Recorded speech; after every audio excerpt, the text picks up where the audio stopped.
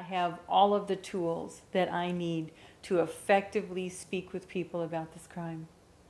And I'm comfortable with it. I'm really comfortable with talking with people about this crime because I'm familiar with it. It happened to me.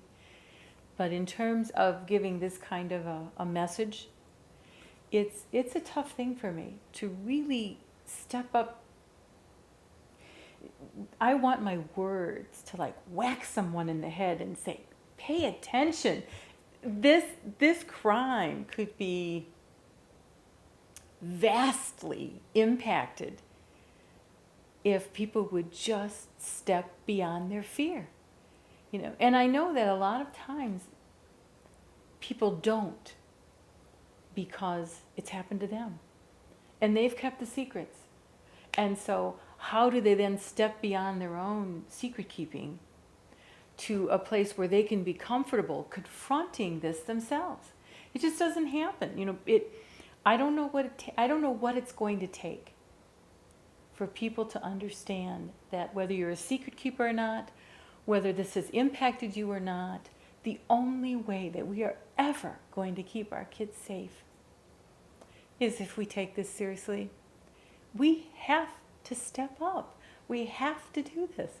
And I get so disheartened when the message is there and people don't take the responsibility to hear it. It's incredibly frustrating. And the question arises, when you step up, when it's too late, when an incident has happened, then it's too late. Oh no, you always, from the time a child is born, you work with prevention efforts.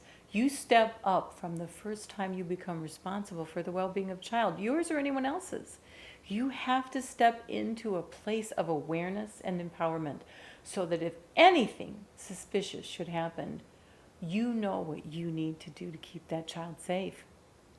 And that's why I love stewards. That's why I love stewards of children, because it's about prevention. It's not about, certainly it helps people understand what they need to do if it should occur. All that information is also supplied. But the primary goal of stewards is prevention, so that we don't have all this negative aftermath of child sexual abuse. I remember the first time I heard that over 95% of teenage prostitutes are kids who have been sexually violated and never got help. I remember the first time I heard that, and I thought, oh my God, all we have to do is make adults believe that they have the power to change this. All we have to do is get enough adults in a training who feel passionate enough about keeping kids safe that they will do what they have to do.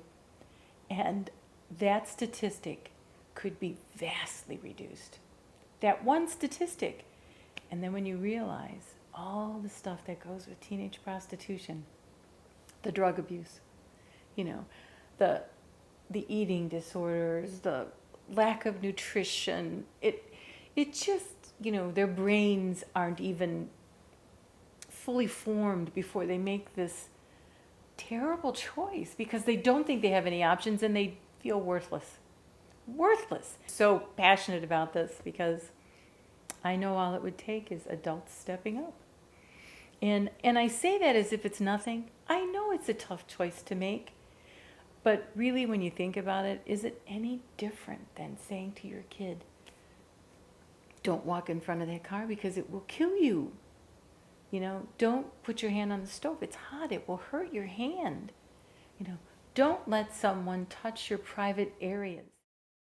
The emotional, psychological, and worst of all, the spirit. It breaks their little spirits. It changes them forever. This is just so important to me. So what would be the first step that an adult would need to take to empower themselves? Figure out what it is that they need to step beyond their fear. And how do they enroll in the Stewards of Children's training? No matter what state you're in, you just find a location near you and you attend that Stewards training. I can promise you that there isn't a training that is more in-depth or concise than Stewards anywhere.